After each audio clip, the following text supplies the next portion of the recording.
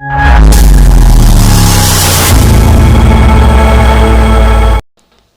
नमस्कार दोस्तों, एक बार फिर से स्वागत है आपके अपने चैनल मैथ लाइव 2.0 में, जहां हर दिन शानदार टेक्निक के साथ आपको पटना हाई कोर्ट का क्लास लगातार चल रहा था, जबकि पेपर आज उसका समाप्त हुआ और उसी को देखते हुए बिहार सिविल कोड की तरफ फिर से मैं मूव कर गया हूं और लगातार आपको बिहार सिविल कोड का क्लास चल रहा था। हालांकि बिहार सिविल कोड और पटना हाई कोर्ट का सेम पैटर्न हुआ था, इसलिए दोनों को देखते हुए क्लास चलाया जाता था।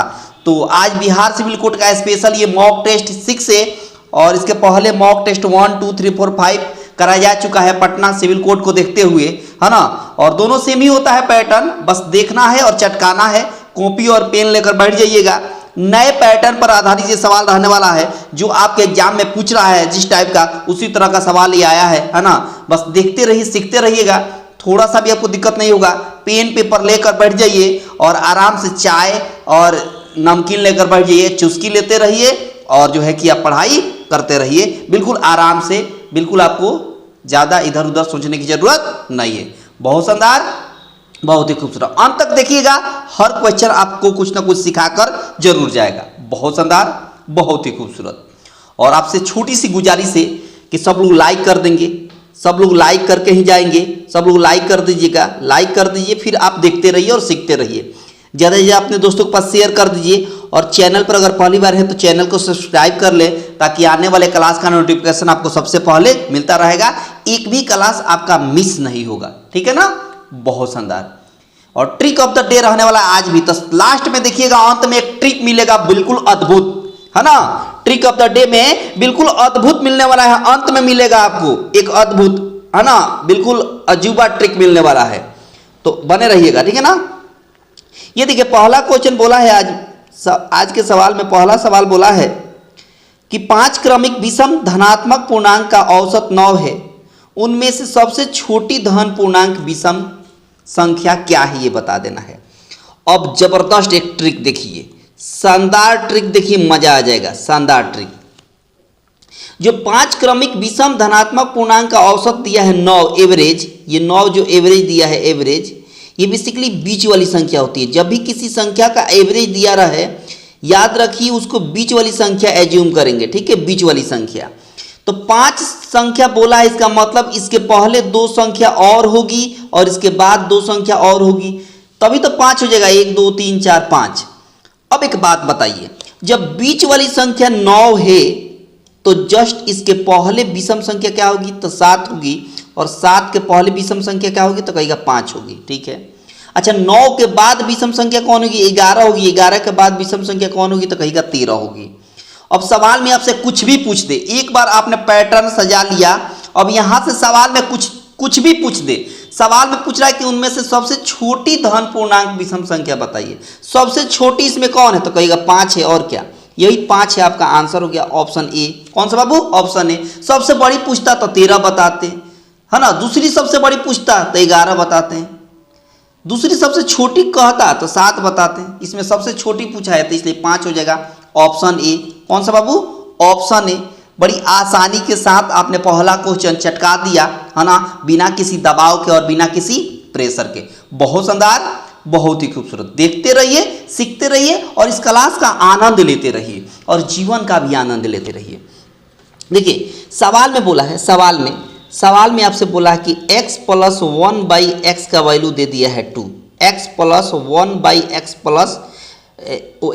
1/x बराबर दे दिया वैल्यू 2।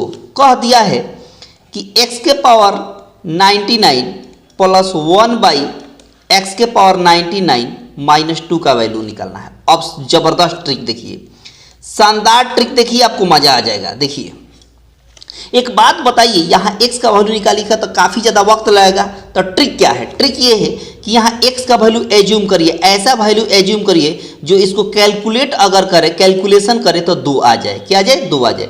तो हम x का वैल्यू 1 एज्यूम करते हैं। यहाँ x का वैल्यू 1, यहाँ भी 1 से 1 में डिवाइड करेंगे तो 1 में 1 जोड़ेंगे तो 2 हो गया, मतलब ये सेटिस्फाइड हो गया। मतलब x बराबर 1 इसमें क्या हो गया, तो कहेगा सेटिस्फाइड हो गया। x बराबर 1 इसमें क्या कर गया, सेटिस्फाइड कर गया, मतलब x का वैल्यू 1 हो गया। अब वही x का वैल्यू 1 इसमें पुट कर दीजिए, तो 1 के पावर 99 + 1 के पावर 99 हो जाएगा -2, क्योंकि x की जगह पर हमने क्या पुट कर दिया, 1 पुट कर दिया। 1 के पावर 99 का मतलब 1 हुआ, यहाँ भी 1 के पावर 99 का मतलब 1 हुआ, -2, 1 1 ऐड करेंगे तो 2 हो जाएगा, 2 में 2 से माइनस करेंगे तो कितना होगा, 0 होगा, और यही 0 आपके सवाल का आंसर हो गया। यही 0 आपके सवाल का आंसर हो गया, ऑप्शन बी। ऑप्शन बी, बोलिए लगा ना शानदार, है ना शानदार ट्रिक, बहुत शानदार ट्रिक है। इस तरह के सवाल को यही बेस्ट अप्रोच है और शानदार टेक्निक है इस तरह के सवाल को चटकाने का। बहुत शानदार, बहुत ही खूबसूरत। देखते रहिए, सीखते रहिए। ये ट्रिगो से सवाल है, ट्रिगो से बोला है कि साइन बोला है, साइन यहाँ पर sine 30 degree minus cosec 45 degree. अब एक बात बताइए, साइन 30 डिग्री का वैल्यू क्या होता है, तो कहेगा 1/2 माइनस कॉसिक 45 डिग्री का मान कितना होता है, कहेगा √2। बहुत शानदार। अब इसको ऐड करेंगे तो 1 - 2 √2 और डिवाइड 2 हो जाएगा, और यही आपके सवाल का आंसर हो गया। यही आपके सवाल का आंसर हो गया। कहाँ है, तो कहेगा ऑप्शन बी। ऑप्शन कौन सा, तो कहेगा ऑप्शन डी। कौन सा बाबू, ऑप्शन डी हो गया। कौन सा हो गया, तो कहेगा ऑप्शन डी हो गया, जो बड़ी आसानी से आपने इस क्वेश्चन को भी निपटा दिया, बिल्कुल एक झटके में। बहुत शानदार, बहुत ही खूबसूरत। देखते रहिए, सीखते रहिए। बहुत शानदार क्वेश्चन है, कमाल का ट्रिक है, कमाल का क्वेश्चन है। बस देखते रहिए, सीखते रहिए। बोला है कि यदि एक उदग्र मीनार के छाये की लंबाई उसकी ऊंचाई का 1/√3 है, 1/√3 है। अब देखिए, ये एक मीनार हो गया है ना, और इस मीनार को ऊंचाई को हम 1 मानते हैं। अगर 1 इसको मानिएगा ऊंचाई को, तो इसकी छाये की लंबाई हो जाएगा 1/√3। छाये की लंबाई क्या हो जाएगा, 1/√3। ठीक है। बोला है कि उन्नयन कोण बता दीजिए यह थीटा का मान। अब एक बात बताइए, ये P का वैल्यू है, ये B का वैल्यू है, तो P और B किस में होता है, तो कहेगा tan थीटा में होता है। तो tan थीटा बराबर क्या होता है, तो कहेगा P/B होता है। P मतलब 1 और B मतलब 1/√3। ये √3 ऊपर चला जाएगा, मतलब tan थीटा का वैल्यू हो गया √3। अब एक बात बताइए कि tan में कितना डिग्री का मान √3 होता है, तो कहेगा tan में 60 डिग्री का मान √3 होता है। tan में 60 डिग्री का मान √3 होता है, और यही आपके सवाल का आंसर हो गया, ऑप्शन सी। कौन सा बाबू, तो कहेगा ऑप्शन सी आपके सवाल का सही और सटीक आंसर हो गया। आप देख पा रहे हैं कि इस सवाल को, इस तरह के सवाल को यही बेस्ट वे है चटकाने का, शानदार ट्रिक है ना। इसी ट्रिक के साथ आप चटका सकते हैं इस टाइप के सवाल को। अब देखिए सवाल, देखिए सवाल में बोला है कि यदि कोण 5y + 62 डिग्री और 22 डिग्री + y संपूरक हो, तो बोला है y का मान बताइए। तो देखिए, संपूरक कोई दो कोणों को मिलाकर अगर 180 डिग्री कह रहे हैं तो कहेगा संपूरक, और कोई दो एंगल मिलाकर दोनों को ऐड करके अगर कह रहे हैं 90 डिग्री तो कहेगा पूरक। क्या कहेगा, पूरक। इसको कहेंगे पूरक और इसको कहेंगे संपूरक। याद रहेगा, तो कहेगा बिल्कुल याद रहेगा। तो दो कोण कौन कौन है, तो कहेगा कि 5y + 62 डिग्री प्लस दूसरा कोण कितना है, कहिएगा कि 22 डिग्री + y। अभी दोनों कोणों को मिलाकर कितना होगा, संपूरक बोला है तो 180 कहेंगे, संपूरक बोला है तो 180 कहेंगे, अब पूरक बोला होता तो 90 कहते हैं। अब देखिए 5y और y को ऐड करेंगे तो 6y हो गया, प्लस 62 में 22 जोड़ेंगे तो कितना हो जाएगा, तो कहेगा 84 हो जाएगा। 2 2 4 6 2 8, 84 डिग्री हो गया। इधर 180 डिग्री हो गया, तो यहाँ से 6y बराबर हो गया 180 डिग्री माइनस 84 डिग्री। तो यहाँ से 6y बराबर हो जाएगा, कितना घटाएंगे तो कहिएगा 10 में से 4 गया 6, यहाँ 17 हो गया, 17 में से 8 जाएगा तो 9 हो जाएगा, 17 में से कितना जाएगा, तो 17 में से 8 जाएगा तो 9 हो जाएगा। 6 से कैंसिल करेंगे तो 6 कम 6 6 36, यानी y बराबर आ गया 16 डिग्री। y बराबर आ गया 16 डिग्री, और वही पूछा था कि y का वैल्यू बता दीजिए, तो y का वैल्यू आ गया कितना बाबू, 16 डिग्री। कितना हो गया, ऑप्शन ए। कौन सा बाबू, तो कहिएगा ऑप्शन ए, जो बड़ी आसानी से एक बेस्ट वे में आपने इस क्वेश्चन को चटका दिया। बहुत शानदार, बहुत ही खूबसूरत। देखते रहिए, सीखते रहिए, है ना। आराम से पानी बोतल में लेकर बैठ जाइए और सीखते रहिए। कॉपी पेन लेकर साथ बैठेंगे, पेपर पेन के साथ, और देखते रहिए। और जो भी यूनिक चीज़ दिखाई दे उसको तुरंत आप नोट डाउन करते रहें, ठीक है ना। और पसंद आ रहा है सबको बेहतर तो लाइक भी करते चले, अपने दोस्तों के पास शेयर भी करें ज़्यादा से ज़्यादा, है ना। इस लिंक को कॉपी कर लीजिए और स्टेटस पर लगा लीजिए लिंक को कॉपी करके, फिर फेसबुक व्हाट्सअप जहाँ जहाँ आपकी रीच है वहाँ वहाँ इसको है ना लिंक को कॉपी करके पिन कर दीजिए, ठीक है ना। बहुत शानदार। सवाल में बोला है कि यदि त्रिभुज ए बी सी 16 सेंटीमीटर भुजा वाला समबाहु त्रिकोण हो तो त्रिकोण की ऊंचाई बता देना है, यानी समबाहु त्रिभुज की ऊंचाई बता देना है। समबाहु त्रिभुज की ऊंचाई ये बता देना है। इसकी भुजा 16 दिया है। समबाहु त्रिभुज की प्रत्येक भुजा आपस में बराबर होती है, तो एक 16 है तो सब 16 हो जाएगा, ठीक ना। अच्छा एक बात बताइए, समबाहु त्रिभुज की ऊंचाई कितनी होती है, तो कहेगा √3/2 इंटू ए मतलब भुजा हो गया, तो √3/2 इंटू ए बोले तो 16, ए बोले तो 16 और 2 से कैंसिल करेंगे तो 8 बार में कैंसिल हो गया, तो 8√3 हो गया। 8√3 आपके सवाल का आंसर हो गया। 8√3 आपके सवाल का आंसर हो गया ऑप्शन सी। कौन सा बाबू, तो कहेगा कि ऑप्शन सी आपके सवाल का सही आंसर हो गया, सटीक आंसर हो गया। बहुत शानदार। आगे देखिए अगला सवाल, अगले सवाल को कैसे चटकाया जाता है ये देखिए और सीखिए। बोला है कि 2 बेलनों का व्यास दे दिया है, 2 बेलनों का व्यास दे दिया है। समझिए के बाद 2 बेलन है उसका व्यास का रेशियो दे दिया है, व्यास का रेशियो दे दिया है कितना, तो कहेगा 3:2। तो जब व्यास का रेशियो जो होता है ना वही त्रिज्या का भी रेशियो होता है, याद रखिएगा। जो रेशियो व्यास का होता है वही रेशियो त्रिज्या आर का भी होता है, तो ये भी 3:2 हो जाएगा। बहुत शानदार। अब समझिए सवाल में बोला है, सवाल में कि आयतन बराबर है, ये V1 और बराबर हो जाएगा V2, मतलब पहला आयतन बराबर दूसरा आयतन।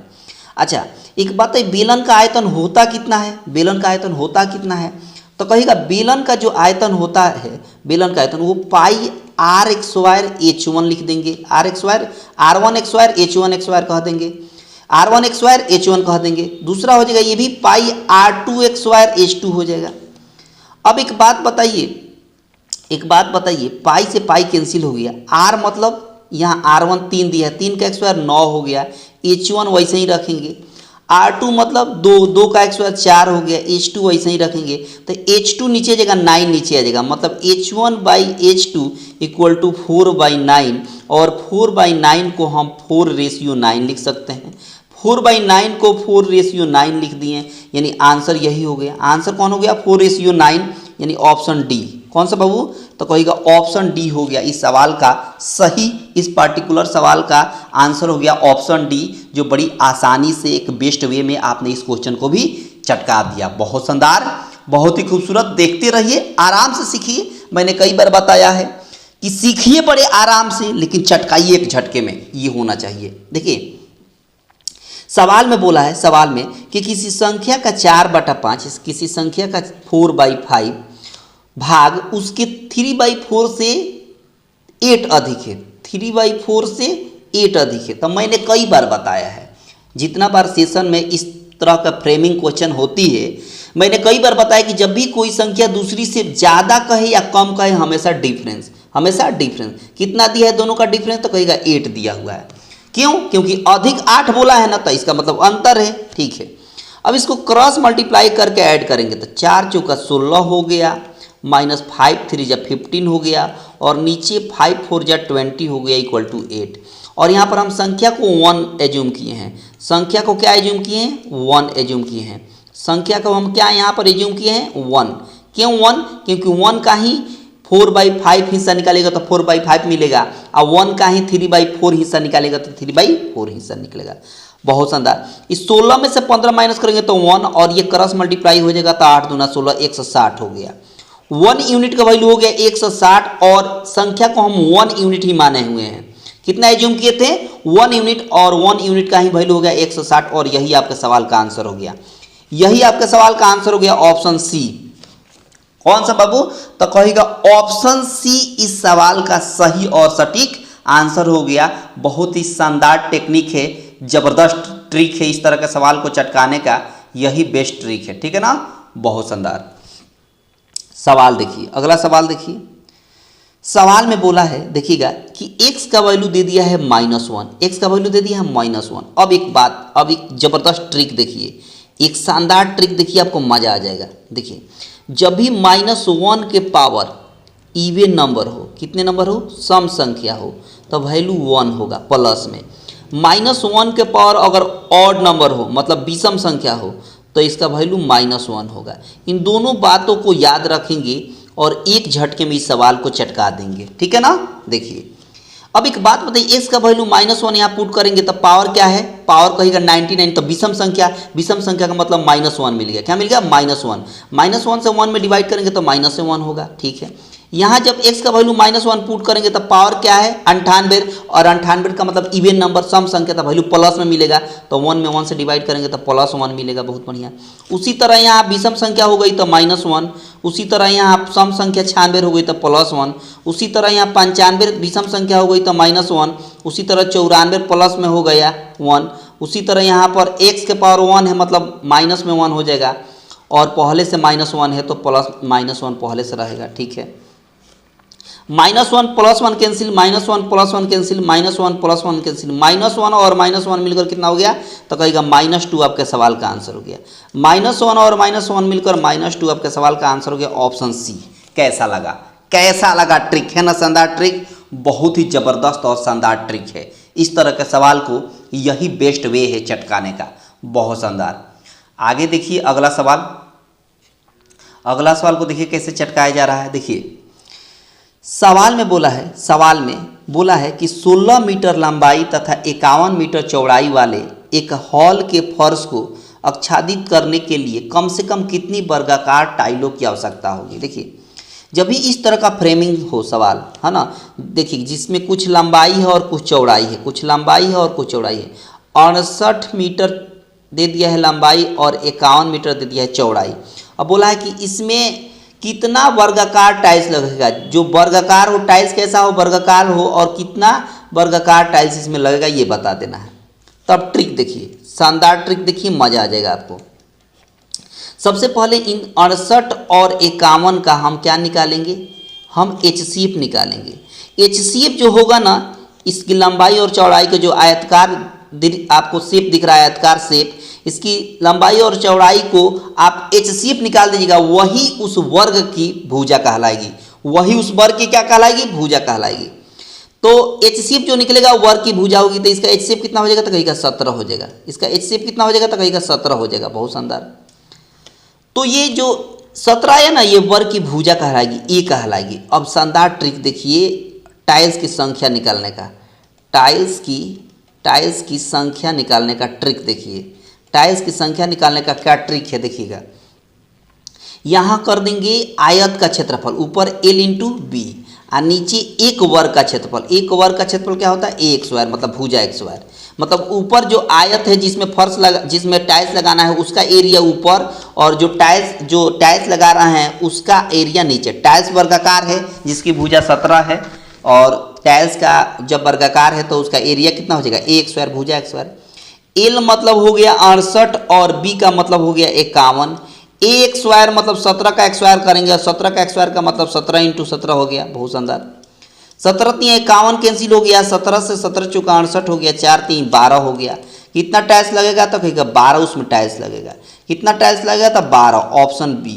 कौन सा बाबू, ऑप्शन बी आपके सवाल का सही आंसर हो गया और सटीक आंसर हो गया। इस पर्टिकुलर क्वेश्चन का आंसर ऑप्शन बी, बहुत शानदार, बहुत शानदार, बहुत ही खूबसूरत। अगला सवाल देखिए, अगला सवाल देखिए, अगले सवाल को कैसे चटकाएंगे। सवाल में बोला है, सवाल में कि 0.1 × 0.01 × 0.001 × 10⁻7 है।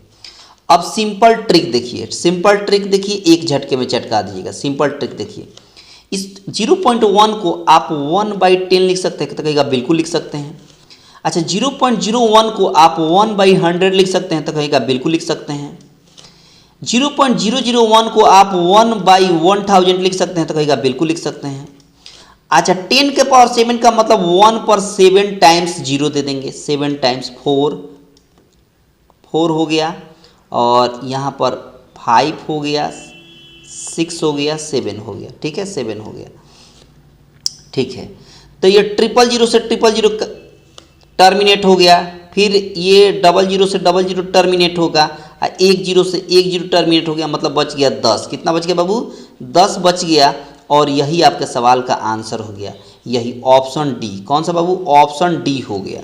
ऑप्शन कौन सा बाबू? ऑप्शन डी हो गया। इस पर्टिकुलर सवाल का आंसर ऑप्शन डी हो गया। बहुत शानदार, बहुत ही खूबसूरत।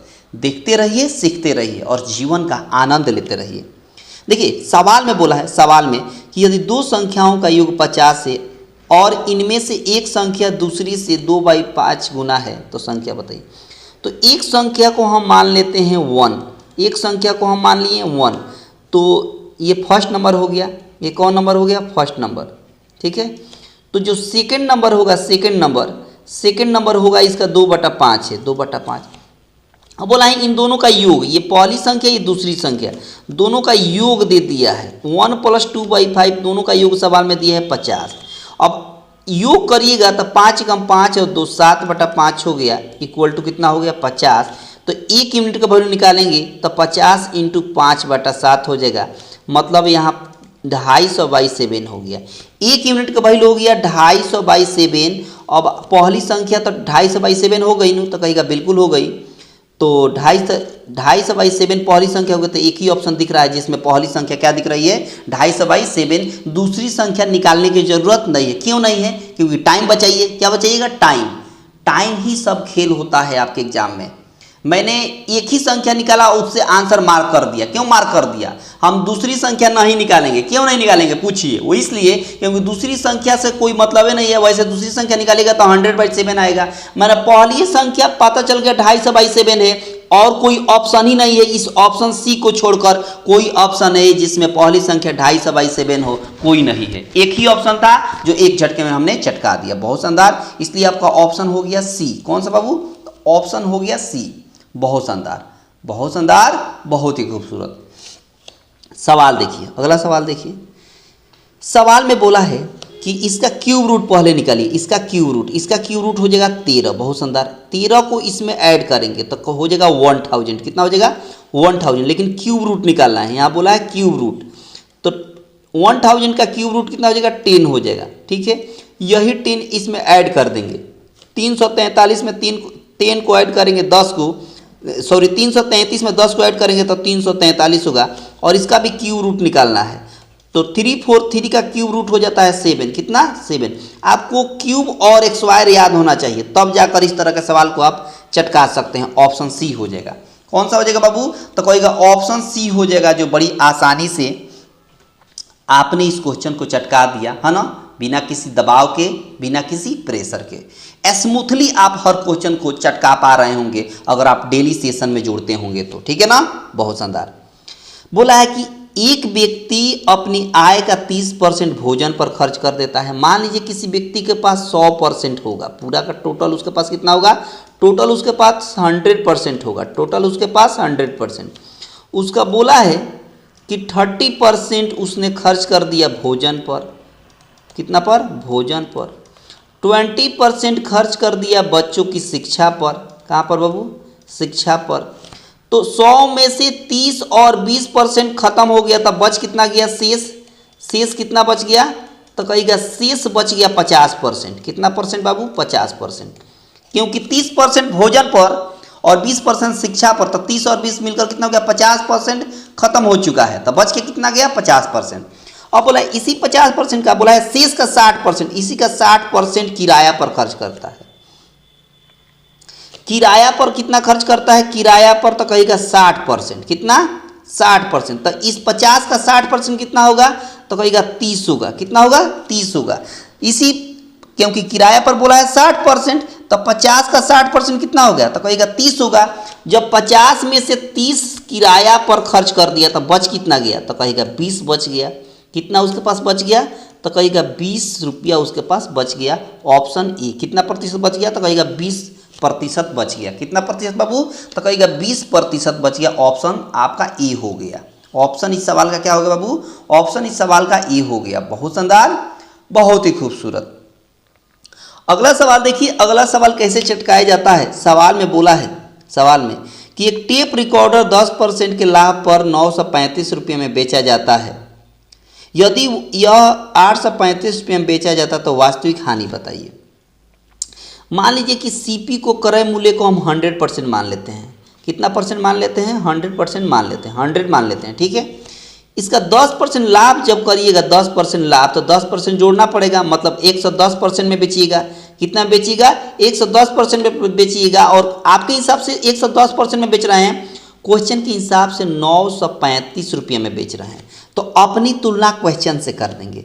11 से कैंसिल करेंगे तो 11 दही यहाँ 110 हो गया, 11 8 88, 11 5 55, मतलब 10% का वैल्यू हो गया, कहिएगा 85। बहुत शानदार। आपको सीपी निकालना है और सीपी कॉस्ट प्राइस कितना माने हैं? 100%। तो 10% का वैल्यू 85, तो 100% का वैल्यू कितना हो जाएगा? तो कहिएगा 850 हो जाएगा। बहुत शानदार।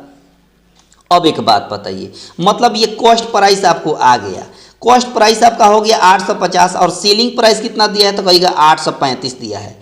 सेलिंग प्राइस कितना दिया है? तो कहिएगा 835 में दिया है। ठीक है, अब एक बात बताइए, 850 रुपये में खरीद रहे हैं, 835 में हम बेच रहे हैं, तो कितना का लॉस होगा? लॉस होगा ना? तो कहेगा बिल्कुल लॉस होगा। 850 में किसी वस्तु को खरीदिएगा और 835 में बेचिएगा तो हानि होगी ना? बिल्कुल होगी। कितनी की? तो 10 में से 5 गया 5, यहाँ 4 में से 3 गया 1, 15 रुपया की हानि होगी। कितनी रुपया की हानि होगी बाबू? तो कहेगा 15 रुपया की हानि होगी। Option C. कौन सा बाबू? Option C. आप इस क्वेश्चन को चटका दिए। बिल्कुल आराम से सीखिए, सीखना है आराम से, लेकिन चटकाना है एक झटके में, ठीक ना? बहुत शानदार। अगला सवाल देखिए, अगला सवाल देखिए, सवाल देखिए। सवाल में बोला है कि राजेश 900 रुपया में एक मेज खरीदता है। राजेश 900 रुपया में एक मेज खरीदता है और उसे बेच देता है। राजेश ग्राहक को 10% तथा 20% की 2 क्रमिक छूट देता है, तो मेज का विक्रय मूल्य बताए। देखिए, पहले 10% छूट देता है, 10% छूट देगा तो कितना में बेचेगा? 90% में बेचेगा। बहुत बढ़िया। फिर दोबारा 20% छूट दे रहा है, तो 20% छूट देने का मतलब 80% पर बेचेगा, तो 80/100 लिख देंगे। बहुत शानदार। 00 से 00 टर्मिनेट हो गया, फिर ये भी 00 से ये भी 00 टर्मिनेट हो गया। 9 9 हो गया 81, 81 में 8 से गुणा कर देंगे, मल्टीप्लाई कर देंगे तो 8 8 64, 648 हो गया। 648 आपके सवाल का आंसर हो गया ऑप्शन बी। कौन सा बाबू? तो कहिएगा ऑप्शन बी। इस पार्टिकुलर सवाल का आंसर हो गया ऑप्शन बी। और इस तरह का फ्रेमिंग जो होती है सवाल, यही बेस्ट वे होता है, यही बेस्ट ट्रिक होता है। इस तरह के सवाल को चटकाने का यही बेस्ट ट्रिक है। बहुत शानदार, बहुत ही खूबसूरत। अगला सवाल देखिए, अगला सवाल देखिए, सवाल देखिए। सवाल में क्या कहता है? सवाल में कहता है कि 8 संख्याओं का औसत 21 से यदि प्रत्येक संख्या को 8 से गुणा किया जाए तो नए सेट का नया औसत निकाल देना है। नया औसत निकाल देना है और नया औसत निकालने का ट्रिक मैंने कई बार बताया है। अब शानदार ट्रिक देखिए, जबरदस्त ट्रिक देखिए, बहुत मजा आने वाला है। जबरदस्त ट्रिक देखिए। जब भी आपको बोल दे कि कितनों संख्याओं का औसत दिया हो और कह दे कि प्रत्येक संख्या में 8 से गुणा कर दें या 9 से गुणा कर दें या 9 से भाग दे दें, 10 से भाग दे दें, 10 जोड़ दे, 5 जोड़ दे, 3 घटा दे, 2 जोड़ दे, जो भी कह दे करने के लिए, जो भी आपको कह दे करने के लिए, वो आपको इस जो पुराना वाला एवरेज है इसी के साथ करना है। जो भी छेड़छाड़ करनी है इसी पुराने वाले औसत के साथ करना है। तो बोला है 8 से गुणा कर दीजिए प्रत्येक में, तो यही औसत जो 21 से पुराना, इसमें 8 से गुणा कर दीजिएगा तो नया औसत निकल जाएगा। 8 दूना 16 और 8 एकम 8, 168 आपके सवाल का आंसर हो गया। 168 आपके सवाल का आंसर हो गया ऑप्शन बी। कौन सा बाबू? Option B. अगर सवाल में कहता कि प्रत्येक संख्या में 2 जोड़ दें तब नया औसत क्या होगा? 21 में 2 जोड़ देते हैं। यही बेस्ट ट्रिक होता है। इस तरह के सवाल, जो इस तरह का फ्रेमिंग होता है सवाल, कुछ इसी तरह का चटकाया जाता है। ठीक है ना? बहुत शानदार। सवाल देखिए, अगला सवाल देखिए। सवाल देखिए कितना मजेदार है। सवाल में बोला है कि यदि एक परिणाम को 3:5 के अनुपात में विभाजित किया जाता है तो बड़ा भाग 75 है, तो परिणाम बताइए। 2 मान लीजिए संख्या है, 2 मान लीजिए संख्या है, एक 3 है, दूसरा 5 है। इन दोनों में बड़ा कौन है? अगर कोई पूछ दे कि इन दोनों में बड़ा कौन है तो कहिए 5 है। दोनों में बड़ा कौन है? 5 है। और यही 5 का वैल्यू सवाल में 75 दिया है। आपके हिसाब से 5 यूनिट, सवाल में बोला है 75, तो 5 यूनिट का वैल्यू 75, तो 1 यूनिट का वैल्यू कितना हो जाएगा? 5 से कैंसिल करिए तो 15 आ जाएगा। एक यूनिट का वैल्यू कितना आ गया 15। जब एक यूनिट का वैल्यू 15 तो बोला परिणाम बताइए। परिणाम मतलब ये दोनों मिलाकर पूछ रहा है, दोनों मिलाकर। तो 5 और 3 मिलकर कितना हो गया, तो कहेगा 8 यूनिट। एक यूनिट का वैल्यू 15 तो 8 यूनिट का वैल्यू कितना हो जाएगा 15 8 120, 15 8 120। और यही आपके सवाल का आंसर हो गया। कौन सा बाबू, तो कहेगा ऑप्शन ए। कौन सा, ऑप्शन ए आपके सवाल का सही आंसर हो गया। ऑप्शन ए इस पर्टिकुलर सवाल का क्या हो गया, सही आंसर हो गया। अब देखिए अगला सवाल। अगला सवाल देखिए, बोला है कि कैसे बनाएंगे इस सवाल को। बोला है कि 200 ग्राम क्या है, 200 ग्राम का मिश्रण है आपका क्या क्या, तो कहेगा क्या क्या, तो कहेगा जस्ता और तंबा। जस्ता और तंबा, जस्ता और तंबा का अनुपात दे दिया है। जस्ता और तंबा का अनुपात कितना दे दिया है, तो कहेगा 5:3 दे दिया है। 5:3 दे दिया है, ठीक है। बोला इनमें कितना तांबा और मिलाया जाए कि नया रेशियो 3:5 हो जाए। 3:5। अब समझिए बात, मिलाया क्या जा रहा है, तो कहेगा तांबा मिलाया जा रहा है। मिलाया क्या जा रहा है, तो कहेगा तांबा मिलाया जा रहा है। इसका मतलब जस्ता तो नहीं मिलाया जा रहा है। तो जस्ता जितना पहले था उतना अभी भी होना चाहिए। तो जस्ता को बराबर करेंगे कैसे, तो हम क्या करेंगे, इस 3 से ऊपर वाला रेशियो में मल्टीप्लाई कर देंगे और इस 5 से नीचे वाला रेशियो में मल्टीप्लाई कर देंगे, तो जस्ता बराबर हो जाएगा। तो 3 5 जब 15 हो गया, 3 3 जब 9 हो गया, यहाँ 5 3 जब 15 हो गया, और यहाँ पर 5 5 जब 25। अब एक बात बताइए, देखिए ना, हमको मिलाना क्या था, तांबा मिलाना था। इसका मतलब जस्ता जितना पहले था उतना अभी भी हो गया। तो कितना कितना यूनिट मिलाया गया तांबा, तो कहेगा कि 16 यूनिट तांबा मिलाया गया। कितना यूनिट, 16 यूनिट तांबा मिलाया जा रहा है। अब बताइए कि पहले से कितना एक यूनिट का वैल्यू निकालना पड़ेगा। 200 ग्राम टोटल था। टोटल कितना था, तांबा और जस्ता में। तो यही तो ऊपर वाला रेशियो इनिशियल रेशियो है।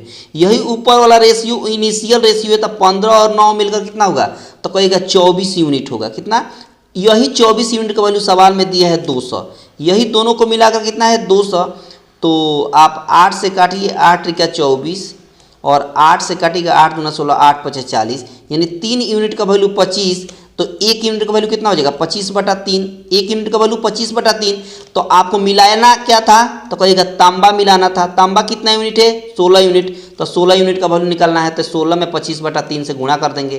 क्यों, क्योंकि जब एक यूनिट का वैल्यू 25/3, तो 16 यूनिट का वैल्यू कितना हो जाएगा, तो कहेगा कि 16 × 25/3, दोनों को मल्टीप्लाई करिए।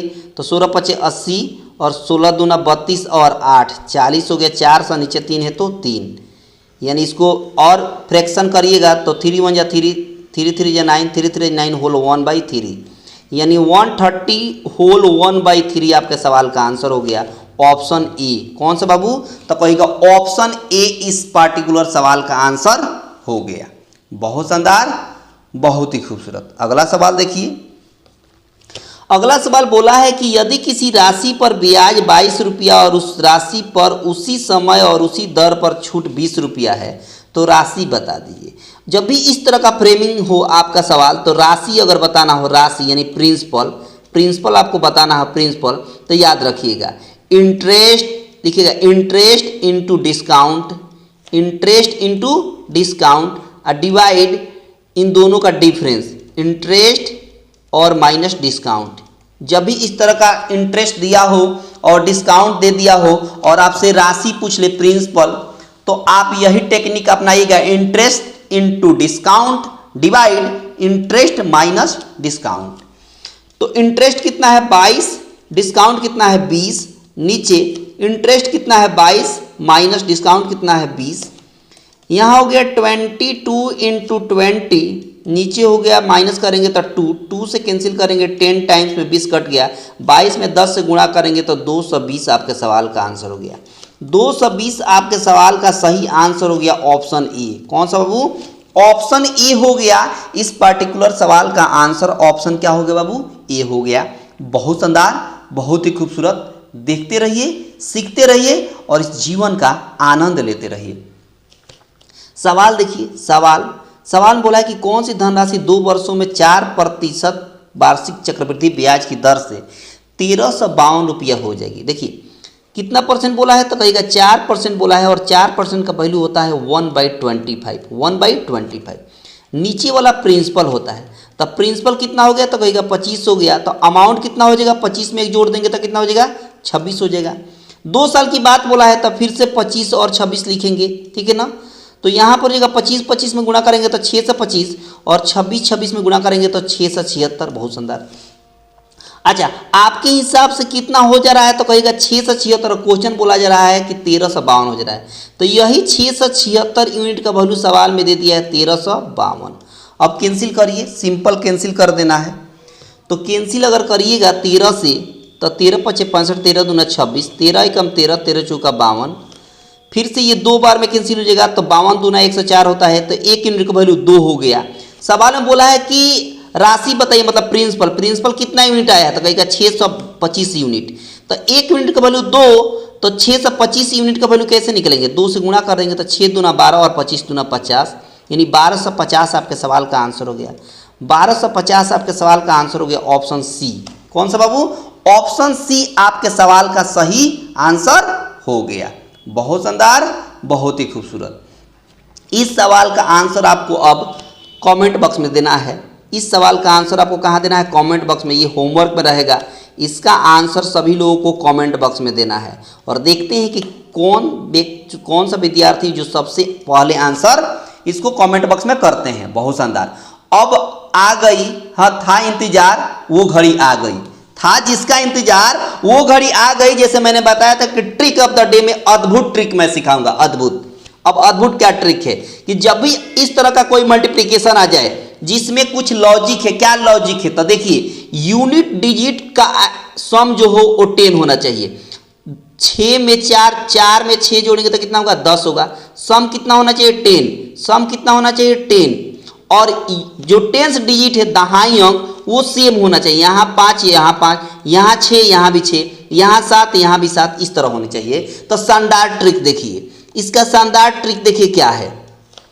ये 6 और 4 में सिंपल मल्टीप्लाई कर दिया तो 6 चौका कितना हो गया? 24 हो गया। 6 4 जा 24। और क्या करिएगा, इस 5 में 1 बढ़ा दिएगा। 5 में 1 बढ़ाइएगा तो कितना होगा? 6। 6 से इसी 5 में मल्टीप्लाई कर दिएगा तो 6 5 30। और यही आपके सवाल का आंसर हो गया।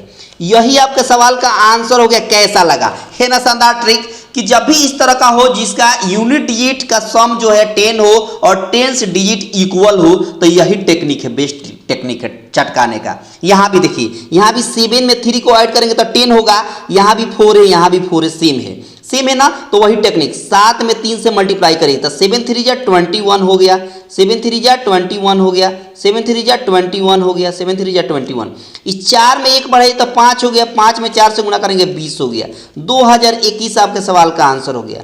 2021 आपके सवाल का आंसर हो गया। 2021 आपके सवाल का आंसर हो गया। और इसका आंसर आपको कमेंट बॉक्स में देना है। ये होमवर्क में रहेगा, इसका आंसर आपको कमेंट बॉक्स में देना है। और देखते हैं कि किसका आंसर सबसे पहले आता है। बहुत शानदार, बहुत ही खूबसूरत, ठीक है ना। बहुत बढ़िया। मिलते हैं अगले क्लास में, तब तक आप सभी को दिल से धन्यवाद।